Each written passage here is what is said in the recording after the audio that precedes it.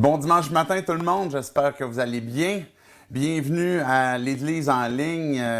Merci de nous laisser entrer chez vous. Merci à tous ceux qui participent et contribuent à ce que justement on puisse être en live. Je m'appelle David, je suis pasteur de l'Église. Si c'est la première fois que vous joignez, bienvenue.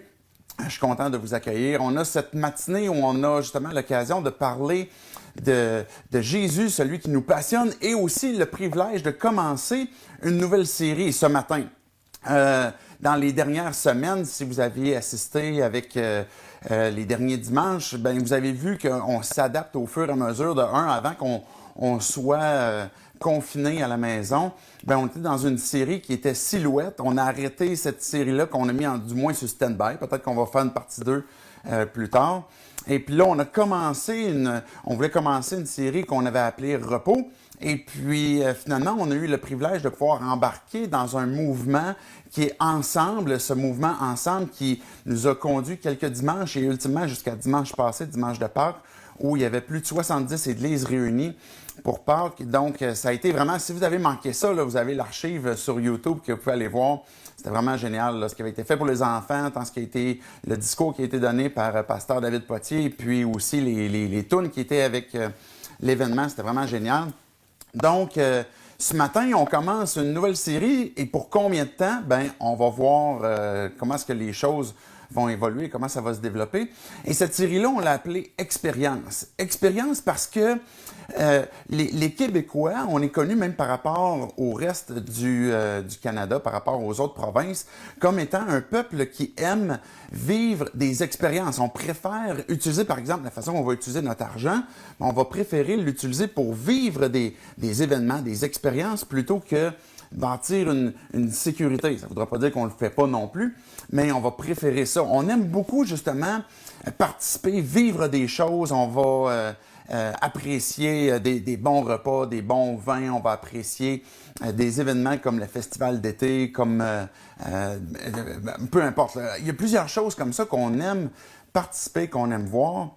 Et on est conscient que quand on a justement goûté à un événement, qu'on a participé à quelque chose de grand, si par exemple ça a été, vous vous souvenez votre band préféré, par exemple l'été passé au festival d'été, ben vous vous souvenez encore peut-être ces impressions que vous aviez quand que vous étiez sur les plaines et puis vous ressentiez peut-être de la pluie, peut-être c'était la chaleur qui était là, les gens, le band qui jouait, il y avait quelque chose que vous viviez et que des fois on essaye de transmettre à des gens près de nous un événement qu'on a vécu. Et puis, les gens qui l'écoutent le comprennent, vont savoir qu'est-ce qu'on parle, mais en même temps, ils ne pourront jamais vraiment ressentir ce qu'on a ressenti quand on était là, quand on a vécu l'expérience. Puis, je suis jamais allé au Grand Canyon, mais c'est souvent un exemple classique qu'on se fait donner où il faut le vivre pour comprendre la grandeur et l'ampleur de cet état-là de la nature, finalement. Et fait qu'on pourrait avoir même des images, même des vidéos, mais le fait d'être là, c'est complètement différent. Je me souviens un événement auquel j'ai participé, mon tout premier marathon, et puis que je terminais la course, et puis j'étais fatigué, il avait fait chaud, et puis là, j'arrivais, il me restait le dernier kilomètre, et là, je me souviens toute l'émotion et les émotions, puis je ne suis pas nécessairement quelqu'un de très expressif, très émotif, pour ceux qui me connaissent, là. Mais quand même, je me souviens qu'il y avait un mélange de... J'étais fier de l'accomplissement que j'étais en train de terminer. J'étais sur le point de traverser la ligne, puis en même temps, j'avais mal tout partout. J'avais envie de brailler parce que j'avais de la difficulté à aller jusqu'au bout. Et puis là, je me dis dans ma tête, non, mais je suis dans mes caves, pourquoi est-ce que j'ai fait ça? Et puis de l'autre côté, je suis tellement fier de pouvoir l'avoir. Il y a une émotion qui est là, qui est vraiment vive. Et que raconter ça, on ne le comprend pas tant qu'on ne le vit pas. Il y a toutes sortes de choses comme ça, comme je viens de mentionner, des expériences qu'on ne peut pas découvrir, même si on le sait, on se les fait expliquer. Et c'est la raison pour laquelle la série qu'on commence, qu'on a appelée Expérience, c'est le parallèle qu'on veut faire avec Dieu. On ne veut pas se contenter que de savoir, que de savoir des choses sur Dieu. Peut-être que tu es dans un parcours de foi où tu cherches à découvrir Dieu, tu veux le connaître, tu veux découvrir, est-ce que tu vas faire confiance à la Bible, est-ce que tu vas faire confiance à ce que Jésus est, etc. Et puis, tu as peut-être certaines barrières où ce que tu dis, ouais, mais en même temps, est-ce que qu'est-ce que ça va m'amener à expérimenter, à découvrir? Parce que peut-être que pour toi, le christianisme est une série de règles que tu dis, il va falloir que j'adopte ça. Il faut que je m'attende à simplement dire non constamment aux choses de la vie qui ont du plaisir. Et puis, il faut que je m'attende à ce que ça soit plate. Donc, tu sais, peut-être que c'est ta conception de ce que c'est le christianisme et que c'est pour toi une barrière où ce que tu te dis, ce que moi j'ai comme impression, c'est ça. Et puis, ça te prive ça te limite peut-être à vouloir expérimenter puis aller plus loin à, qui est Dieu. Puis même si tu es un croyant, même si on est croyant, on pourrait avoir la perception comme quoi que le christianisme, le fait d'être un croyant, c'est une série de connaissances. C'est des choses qu'on sait, des choses qu'on sait de la Bible, des choses qu'on va savoir de Dieu. Et puis une fois qu'on comprend, qu'on sait ces règles-là, ces choses-là, ça se limite à ça. Et on devient de tristes chrétiens, de croyants qui sont mornes, qui sont plates et puis qui sont amers et qui trouvent que la vie chrétienne, finalement, la foi m'apporte quoi? Ça devient lourd, ça devient difficile, c'est juste quelque chose que j'ai emmagasiné comme savoir et je goûte pas et j'expérimente pas. Le fait de goûter, de découvrir ce qui est Dieu, nous aide justement à apprécier qui il est, apprécier la vie qu'il nous donne aussi et comment est-ce que ça vient changer finalement même notre façon de vivre et d'expérimenter même les choses qui sont autour de nous. C'était une fois Jésus qui est arrivé à un mariage, les noces de Cana. C'est l'histoire qu'on va entendre ce matin, que je vais vous lire et qu'on va regarder à travers cette histoire-là, comment est-ce que Jésus est Dieu qui est un Dieu d'expérience. Que Dieu est ce Dieu qui veut entrer en relation avec nous et qui ne se limite pas à simplement nous donner de l'information, mais qui nous communique une inspiration puis qui nous donne la capacité d'expérimenter, de goûter, de vivre l'expérience d'une relation personnelle avec lui. Donc, je vais prier, puis après ça, on va lire ensemble Jean, le chapitre 2, l'histoire de justement au moment où ce que Jésus était dans les noces à Cana. Dieu, on va te dire merci pour ce temps qu'on peut avoir, même si on est à distance, on peut passer du temps comme ça, Dieu, à travers ta parole, à travers cette histoire que tu as à nous dire. Si Dieu, on est dans ce parcours où ce qu'on te recherche, où ce qu'on veut te connaître plus, viens parler à nos cœurs. Et Dieu, si on te connaît déjà personnellement, viens continuellement transformer nos pensées pour te découvrir et comprendre comment est-ce qu'on peut te goûter et expérimenter justement cette relation-là avec toi de plus en plus. C'est en ton nom, Jésus, qu'on prie ces choses. Amen. Donc, si vous êtes prêts, Jean chapitre 2, donc c'est le 4e évangile, c'est évidemment dans le Nouveau Testament. Si vous pouvez utiliser aussi une application, j'ai pas les slides comme à l'habituel où ce qu'on peut avoir le suivi. Peut-être qu'éventuellement, je pourrais voir comment intégrer ça. Mais sinon, vous pouvez tout simplement m'écouter de cette histoire qu'on trouve dans Jean 2. Je vais lire les versets 1 à 11. Or, le 3e jour, il y eut des noces à Cana en Galilée. La mère de Jésus était là. Jésus fut aussi invité aux noces avec ses disciples. Comme le vin venait à manquer, la mère de Jésus lui dit, « Ils n'ont plus le vin. » Alors Jésus lui répondit, « Que me veux-tu, femme? Mon heure n'est pas encore venue. » Sa mère dit au serviteur, « Faites tout ce qu'il vous dira. » Verset 6. Or, il y avait là 6 jarres de pierre destinées aux purifications des Juifs et contenant chacune une 100aine de litres. J'ai calculé pour vous qu'est-ce que ça va donner. Ça va donner, là, je vous vends le punch un petit peu à l'avance, 800 bouteilles de vin. Donc, quand même, pas pire batch pour un cellier. Verset 7. Jésus leur dit, « Remplissez d'eau ces jarres et les remplirent jusqu'au bord. Puisez maintenant, leur dit-il, apportez-en à l'organisateur du repas. » Ils lui en apportèrent. L'organisateur du repas goûta l'eau changée en vin. Ne sachant pas d'où venait ce vin, tandis que les serviteurs qui avaient puisé l'eau le savaient bien, il appela le marié. Il lui dit, « Hey, tout homme sert d'abord le bon vin, puis le moins bon après, quand on s'est enivré. Mais toi, tu as gardé le bon vin jusqu'à présent. » Tel fut à Cana en Galilée le premier des signes miraculeux que Jésus fit. Il manifesta sa gloire et ses disciples crurent en lui.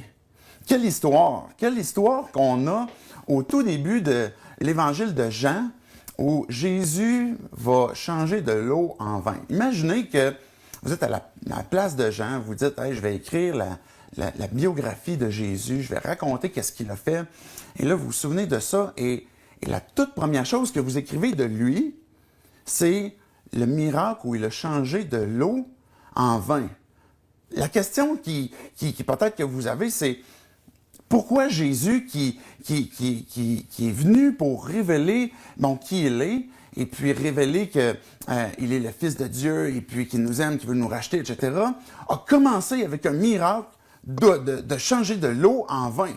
Pourquoi est-ce que Jean s'est dit « Hey, je vais commencer avec cette première chose-là dans mon épître, je vais rappeler ce miracle où il y avait un party de 3 jours qui s'apprêtait à mourir et puis qui avait comme un embarras finalement parce que là, c'était mal peut-être organisé par les époux qui est peut-être trop jeunes, on ne sait pas trop, qui ont peut-être mal prévu le coup, peut-être manqué un peu d'argent pour avoir du vin pour le party de 3 jours qu'il avait comme ambition. Et Jésus a décidé d'intervenir dans ça, dans cet embarras-là, pour dire « OK, je vais changer de l'eau en vin. » Pourquoi est-ce qu'il a fait ça? La question est intéressante parce que on pourrait dire, Jésus avait le pouvoir divin. Là. Jésus avait un pouvoir de faire des miracles. Et puis, il aurait pu commencer avec quelque chose où, par exemple, il ressuscite des morts, il va guérir des malades, il va marcher sur l'eau, il va multiplier des pains. Non, la première des choses, ça a été ce miracle-là où il a changé de l'eau en vin dans un party, dans une fête, dans un festin. Je vais revenir au verset 11, le tout dernier verset qu'on a lu de cette histoire-là, pour nous amener à comprendre c'était quoi l'intention qu'il y avait de Jésus avec ce miracle-là. Le verset 11 dit « Tel fut à Cana, en Galilée, le premier des signes miraculeux que fit Jésus. Il manifesta sa gloire et ses disciples crurent en lui. » Ce que Jean est en train de dire, comme à d'autres endroits dans son évangile, c'est que les miracles sont des signes. Jésus a changé l'eau en vin comme étant un signe, le signe de quelque chose, qui veut nous amener à voir ce signe-là un peu comme une image de quelque chose, de qui il est. C'est un signe qu'il est en train de nous montrer encore aujourd'hui qui Jésus est et quelle expérience il nous invite à entrer avec lui. Souvent, on va traduire justement le mot « signe » par « miracle », mais continuellement dans l'Évangile de Jean, on va voir que ça va être des signes qui vont montrer comme quoi que Jésus est par exemple le pain de vie. Jésus qui va guérir par exemple un aveugle, mais il est en train de dire, c'est un signe pour démontrer comme quoi que je suis la lumière du monde. Il va guérir de la mort Lazare, puis il va dire, je suis la résurrection et la vie. C'est tous des signes qui nous emmènent justement à découvrir ce que Jésus est. Je reviens sur le verset 8 et 9. Pour qu'on garde en tête comme quoi que ce que Jésus vient de faire est un signe et qu'est-ce qu'il veut nous montrer à travers cette histoire-là, à travers cet événement-là. Le verset 8 et 9 nous dit, de Jean 2, il va dire, allez puiser maintenant, leur dit-il, et apportez-en à l'organisateur du repas. Et ils lui apportèrent. L'organisateur du repas goûta l'eau changée en vin, ne sachant pas d'où venait ce vin, tandis que les serviteurs qui avaient puisé l'eau le savaient bien, et il appela le marié. On a un personnage qui est dans cette histoire qui s'appelle l'organisateur du repas. Le gars, c'est ni plus ni moins que le maître de cérémonie. J'ai eu l'occasion dans ma vie assisté à beaucoup de mariages, possiblement que vous en avez eu aussi. J'ai été dans des mariages où j'étais invité, par exemple, comme membre de la famille, comme ami. Et puis, j'ai été invité aussi, j'ai déjà participé à des mariages comme garçon d'honneur. J'ai participé à beaucoup de mariages comme ministre aussi, où j'étais invité pour célébrer la noce. Et j'ai même participé aussi à l'animation de soirée. Ça m'est arrivé un peu moins souvent. Peut-être que les gens trouvaient que j'avais de l'air pas si funny que ça. Mais bref, j'ai participé quand même à ça. Et puis, à un moment donné, on constate à travers les plusieurs mariages qu'on peut avoir participé que, ben justement, dans la soirée du mariage, c'est même encore le contexte à notre époque aujourd'hui, où il y a un party, il y a une célébration, il y a un repas, et on est en train de célébrer tout le monde ensemble, ben cette fête, et puis cette union de deux personnes qui s'aiment. Et là, ben le maître de cérémonie, souvent ça va être justement dans la cérémonie, mais qui va, mettons, aussi animer la soirée, ben son rôle, c'est de s'assurer que le party roule bien, là, que le souper va bien rouler. C'est lui qui va faire la transition entre les différents événements, entre les repas et puis la danse. Des fois, ça va être le DJ qui va le faire à notre époque. Mais le maître du repas ici, celui qui est l'organisateur du repas qu'on voit dans ce miracle-là, a un peu ce rôle de s'assurer que ce qui a convenu avec le et la mariée, ben c'est que le party va durer pendant 3 jours. Mais là, le gars, il se retrouve mal pris parce qu'il manque de vin. Et puis, il va en manquer. Puis Jésus va changer l'eau en vin. Ce vin-là va lui être apporté. Puis le maître de cérémonie va dire ben, au marié, mais là, écoute, t'as mal prévu peut-être ta shot parce que normalement, on donne le bon vin au début, puis quand le monde sont enivrés, après. Lui, c'est celui qui organise comme ça les événements, les choses qui sont en train de se passer. Et ce que Jésus a voulu révéler à travers ça, ce que Jésus a voulu révéler en changeant de l'eau en vin, qui est un signe de qui il est, c'est qu'il est celui qui est le Seigneur de la fête, celui qui est impliqué dans la fête, celui qui est l'organisateur du party, qui est ultimement celui qui est la fête que le ciel donne quand il concerne le royaume. On pourrait imaginer justement comme quoi que on disait tantôt d'entrée de jeu que ben, le christianisme peut être un peu perçu comme si vous êtes dans un parcours où vous voulez découvrir Dieu, ben comme ben c'est plate, c'est une règle, c'est une série de règles, c'est des choses auxquelles tu dois juste constamment dire non, et puis tu dois simplement savoir certaines choses, puis on s'attend pas à vivre grands artifices comme quand on va à l'église, là, ou si je décide de suivre Dieu. Ben Jésus est en train de dire que il est le maître de cérémonie, il est le Seigneur de la fête, celui qui s'assure que les choses se déroulent, que le festin roule et que la fête continue jusqu'au bout. C'est ça qu'il est en train de vouloir démontrer, ce premier aspect, comme quoi que il est celui qui est montré comme étant l'organisateur de la fête. Je fais une citation, par exemple, dans Ésaïe, et puis il y a plusieurs endroits où ce qu'on voit même dans l'Ancien Testament, dans le Nouveau Testament, que Dieu est dépeint comme étant celui qui organise des fêtes. Ésaïe 25, le verset 6 dit « Sur cette montagne, l'Éternel, le maître de l'univers, prépare pour tous les peuples un festin de plats succulents. » Rien de moins, là. C'est pas des plats où il n'y aura pas de tofu. Je m'excuse pour les végétariens. Il n'y a pas de tofu là. Et un festin de bon vin. Ben, pour ceux qui pensent que parce que tu es chrétien, tu ne devrais pas boire de vin, ben il faut que tu t'attendes que Dieu va t'en servir. Puis du bon.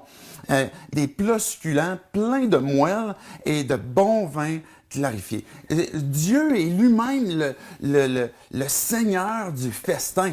Je disais tantôt qu'en tant que Québécois, on aime justement l'expérience, on aime les bonnes bouffes, on aime les bons repas, on aime partager du temps ensemble. Ce que Jésus est en train de nous dire, c'est qu'il est l'instigateur de ça. Il est celui qui, quand il est arrivé à Cana, puis qu'il a voulu faire ce miracle-là, le miracle est un signe de qui il est. Celui qui nous invite à partager une expérience, une célébration, une fête avec lui. L'adoration est quelque chose qui est justement une expression de joie. On en a parlé, si vous étiez là au Flash vendredi dernier, que c'est une expression de joie, puis David va, par exemple, crier de joie, il va danser, il va chanter. Donc, c'est quelque chose que Dieu et lui-même désire, recherche, puis qu'il veut nous inviter à expérimenter de lui. Jésus va poursuivre, je reviens dans le fond au verset 4. Non seulement il est en train de nous démontrer comme quoi que il est celui qui est l'organisateur ultime de la fête, mais il est celui qui est lui-même l'époux. Pas l'époux tant de la noce qui est en train de se passer là. Regardez le verset 4, qu'est-ce que ça dit? Jésus répondit à sa mère qui vient de lui dire « Hey Jésus, tu peux peut-être faire de quoi? » Mais il va dire « Que me veux-tu, femme? Mon heure n'est pas encore venue. » C'est une réponse un peu particulière. Ce qui est spécial aussi, c'est que quand même, on n'a pas beaucoup d'arrière-plan, par exemple, de l'enfance, l'adolescence de Jésus. Mais quand Marie va faire cette demande-là à Jésus, c'est parce qu'elle le connaît. Elle le sait. Elle connaît son amour pour les gens. Elle connaît sa compassion pour les gens. Elle connaît sa capacité pour intervenir et faire quelque chose. Marie va voir Jésus et lui dit, « Tu peux-tu faire de quoi pour ça, là? Le party, il va tomber. » Souvent, notre première impression, quand on lit ce texte-là, puis ce miracle-là, c'est se dire, quand que Jésus va répondre, « Que me veux-tu, femme? » Tu sais, il est vraiment bête avec sa mère. Il a de l'air comme détaché. Et puis, mon heure n'est pas encore venue. C'est comme, dérange-moi pas avec un miracle. C'est pas le temps que je commence à faire des miracles. Ça pourrait être notre première impression. Mais ce que j'aimerais vous suggérer, c'est plutôt comme un état d'âme dans lequel Jésus est en train de déjà voir, de déjà ressentir lui-même. Un événement auquel il va faire référence en disant, certaines traductions vont dire « mon temps n'est pas venu », mais ce qui est plus adéquat, c'est justement cette question « mon heure n'est pas venue ». Cette traduction qui rappelle à plusieurs autres reprises dans l'Évangile de Jean, quand Jésus va dire « mon heure », il va toujours faire référence dans l'Évangile de Jean à sa mort, au moment où il va aller donner sa vie pour nous donner justement sa justice, pour nous donner son pardon, pour qu'on puisse être pardonné de nos péchés, puis qu'on puisse expérimenter une nouvelle vie en lui, parce qu'on est réconcilié avec le Père, parce qu'on a obtenu le pardon de nos péchés. À toutes les fois que Jésus a dit « mon heure est arrivée » ou « mon heure n'est pas arrivée », il fait référence à sa mort. Et ça peut expliquer la raison pourquoi Jésus peut entrer peut-être dans un état d'âme où c'est pas qu'il a changé d'idée ou ce qu'il s'est dit, c'est pas le temps que je fasse des miracles, puis qu'il est comme, ah ok, finalement, vu que c'est toi, Matt, je vais en faire un, mais c'est plutôt mon temps, mon heure est pas encore venu. Et ce miracle-là va devenir en quelque sorte un signe pour son heure qui est à venir. Jésus va dire... justement, que me veux-tu, femme? Mon heure n'est pas encore venue.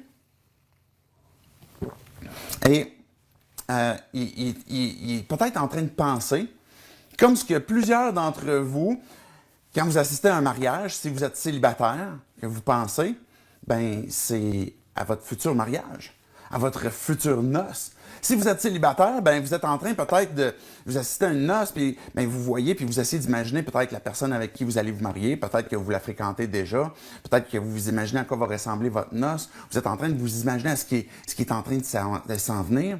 Et Jésus pouvait penser certainement à sa future épouse. Puis si vous connaissez peu Jésus, vous connaissez peu la Bible, peut-être que vous êtes comme, c'est quoi cette histoire-là? Je pensais que Jésus a toujours voulu être célibataire. Jésus... et Dieu, finalement, même à travers l'Ancien Testament, a voulu nous révéler le rapport d'expérience que l'on peut avoir avec lui. À plusieurs reprises, par exemple, Dieu va faire référence comme quoi que il est un berger, puis on est des brebis. Et il va faire référence à il est un père, puis on est des enfants. Il va faire référence à, par exemple, il est un roi, puis on est des sujets. Mais la Bible fait aussi référence au fait qu'il est l'époux et l'Église est son épouse. Il est celui qui nous invite dans une relation avec lui, non seulement comme des rois et des sujets, mais aussi comme celui de qui on obtient, par exemple, la faveur, de qui on obtient la sécurité, la protection, celui qui nous partage ses biens, celui qui nous invite à vivre côte à côte avec lui, à vivre une relation qui se goûte et qui est comparable à justement un époux puis une épouse. Et la Bible va faire référence à ça. Puis même quand on va lire les évangiles, à un moment donné, Jésus va se faire poser la question, comment ça se fait que tous tes disciples, ils jeûnent pas? Mais Jésus va dire, l'époux, les invités à la noce peuvent-ils être tristes tant que le marié est avec eux? Il va faire référence à cette notion de mariage à lui-même par rapport à ces disciples qui n'ont pas besoin de jeûner parce que je suis avec eux, je suis l'époux. Puis même dans Jean, on va arriver dans le chapitre 3, un chapitre plus loin de ce qu'on est en train de lire, et puis Jean-Baptiste qui perd en popularité, puis Jean-Baptiste est pas mal à l'aise avec ça parce qu'il connaît très bien c'est pourquoi qu'il fait ce ministère-là. Jean-Baptiste va répondre aux gens qui vont dire, Jésus commence à avoir plus de disciples que toi. Il va dire, celui qui a la mariée, c'est le marié. Mais l'ami du marié qui se tient là et qui l'entend éprouve une grande joie à cause de la voix du marié. Et Jean-Baptiste se considérait comme un garçon d'honneur. Il est comme, je suis dans la joie, là. Mais c'est lui l'époux. Jésus est à une noce. Il est aux noces de Cana. Sa mère lui demande d'intervenir. Et sa réponse qu'il va dire, c'est « Mon heure, le moment de ma mort n'est pas encore arrivé. » Et le signe, le miracle qu'il va faire va devenir un signe sur quelque chose qui va s'en venir, qui va arriver quelques années après à la fin du ministère de Jésus sur terre. Et quand on regarde même dans l'Apocalypse, on voit que l'épouse qui est caractérisée comme la nouvelle Jérusalem, ben, vient puis elle entre justement dans la présence de son époux, qui est l'agneau, et continuellement, la Bible va faire référence à cette relation qu'on expérimente avec Dieu. Jésus pensait que, peut-être à ce moment-là aussi, justement, à son heure qui s'en venait et qu'est-ce que ça allait coûter pour que cette union se fasse. Continuellement aussi dans la Bible, on voit comme quoi que le vin est un symbole de communion. On partage un repas ensemble. On partage du vin ensemble.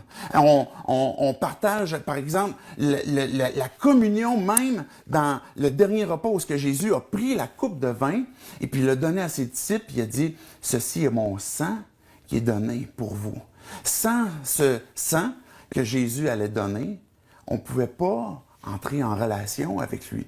On ne pouvait pas entrer dans une communion avec lui si on ne pouvait pas obtenir le pardon de nos péchés. Et Jésus savait très bien que ce vin, qui est un symbole de son sang, ben, allait permettre à son épouse d'entrer en relation et d'expérimenter une vie avec lui.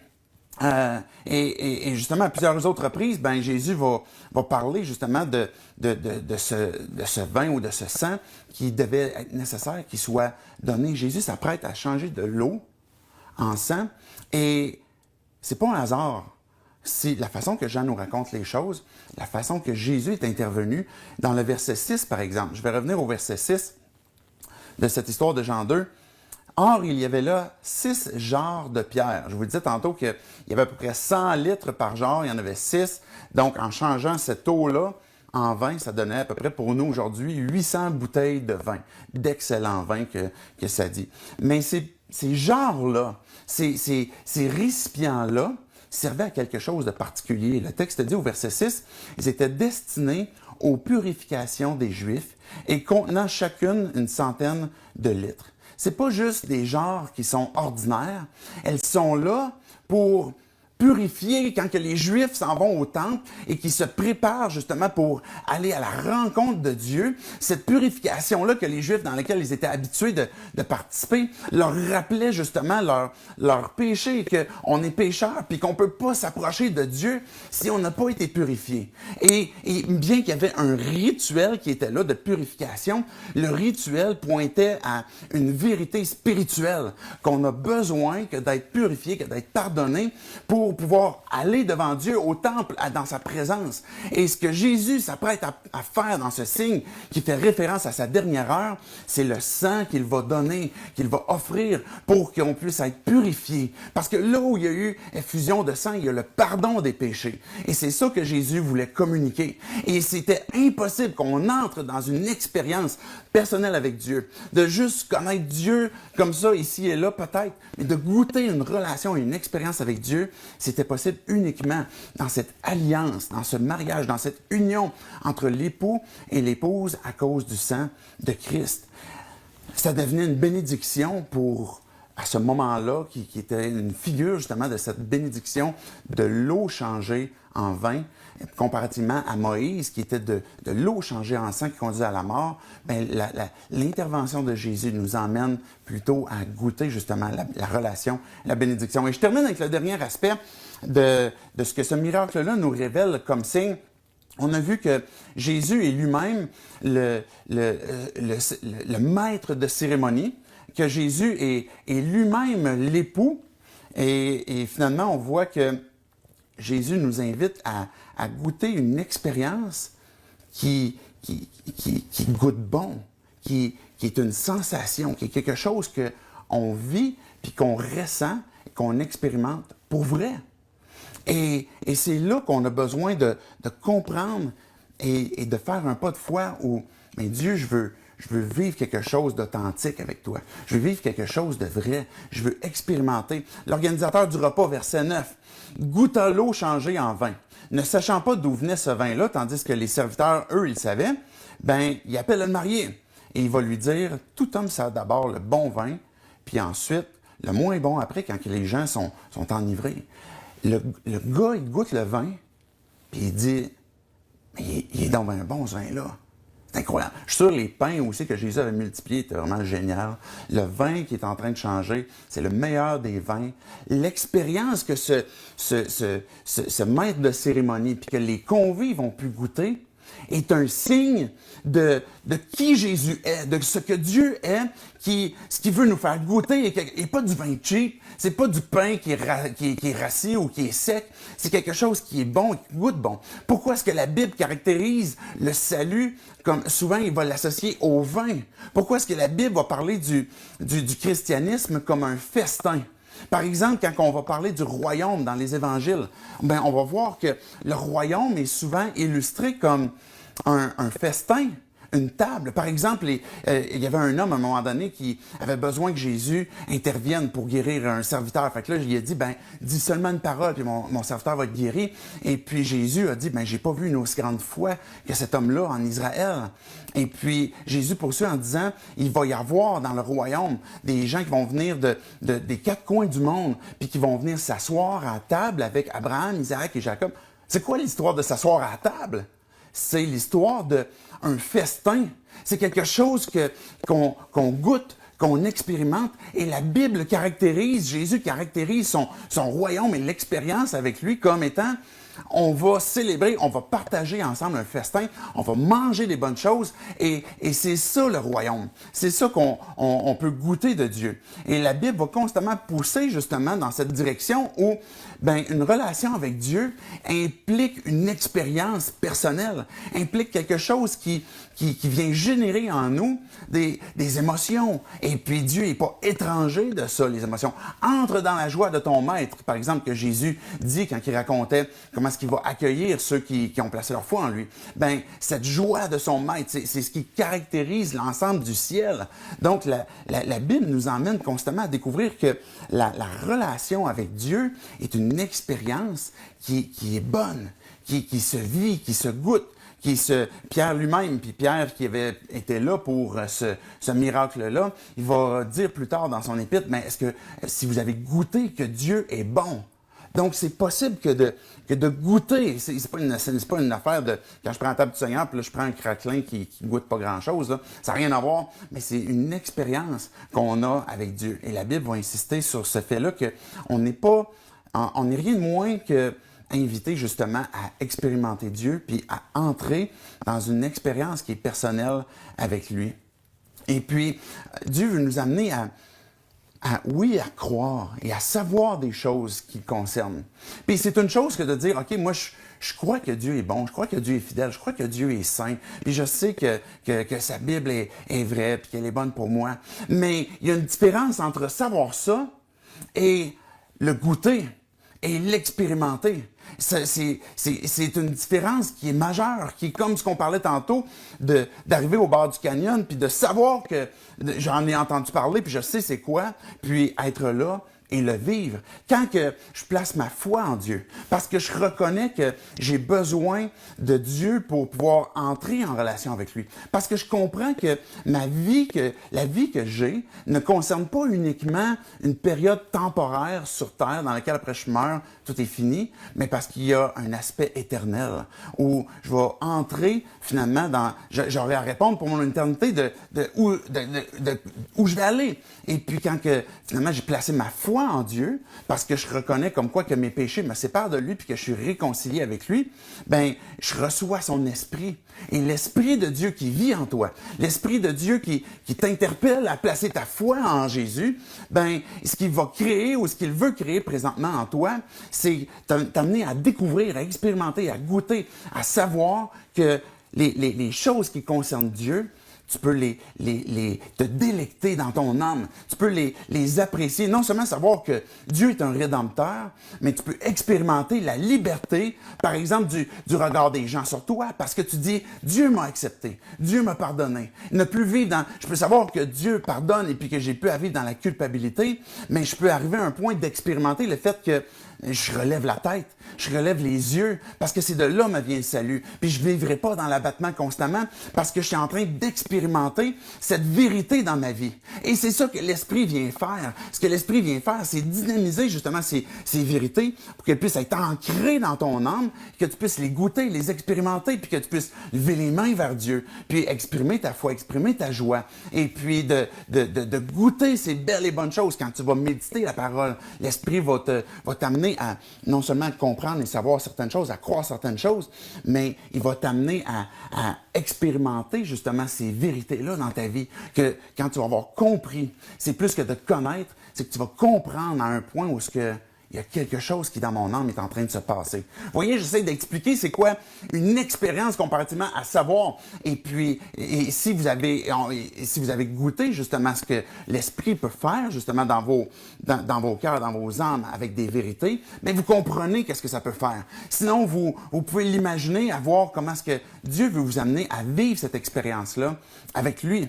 Il va créer une satisfaction, il va créer une plénitude, il va créer je veux goûter encore. J'en veux encore, ton âme va se délecter, tu vas apprécier, pouvoir adorer. Et puis on peut tomber dans l'oubli à un moment donné, parce qu'on peut avoir vécu une expérience il y a quelques années et ne plus la répéter. Dieu veut s'assurer comme quoi qu'on a encore cette soif, on veut encore goûter, on veut avoir encore cette plénitude ou le fait qu'on est satisfait non seulement de la connaissance, mais on est satisfait de ce qu'on expérimente avec Dieu. Bien, il nous le rappelle pour qu'on puisse le vivre à chaque jour, à chaque instant. Pas juste une expérience passée qu'à un moment donné, c'était cool cette fois-là, mais cette expérience-là, elle est possible quand que continuellement, je fais confiance à Dieu. Dieu, je te fais confiance, puis encore aujourd'hui, je vais saisir ta grâce, parce que j'ai pas besoin de chercher à performer pour chercher à te plaire, mais plutôt à renoncer à mes propres capacités, à mes péchés, à continuellement me repentir pour dire, Dieu, j'ai besoin de toi, et continue de me sauver. Et l'Évangile va renouveler constamment, justement, cette marche, cette ardeur et cette expérience que tu peux avoir avec Dieu. Voici le miracle, le tout premier miracle que Jésus a fait, de l'eau changée en vin. Il a montré qu'il est le maître de cérémonie absolue, dans lequel il nous invite à entrer dans ce repas, dans ce festin. Il est celui qui est lui-même l'époux, qui a sacrifié ce qui était nécessaire, qui est au prix de son sang qui a été versé, pour qu'on puisse y participer et qu'on puisse entrer dans cette noce et être réconcilié avec lui. Et qui nous montre aussi comme quoi que l'expérience qu'on peut goûter et qu'on peut vivre avec lui, c'est du bon vin. C'est quelque chose qui est une bonne expérience, qui fait que ton âme en veut encore, puis il veut se délecter constamment et de plus en plus de qui il est. C'est l'invitation que Jésus nous fait, que si on a placé notre foi en lui, de recontinuellement, je ne sais pas si ça se dit ça, là, mais comme continuellement refaire ce pas de « je te fais confiance encore, Dieu, parce que je suis ton enfant ». Ou cette invitation comme quoi que Dieu t'invite pas à vivre un christianisme qui est une série de règles où tu vas dire non pour le reste de ta vie au plaisir qu'il y a autour de toi et puis t'assurer que finalement ça va être plate, mais t'invite à expérimenter une relation.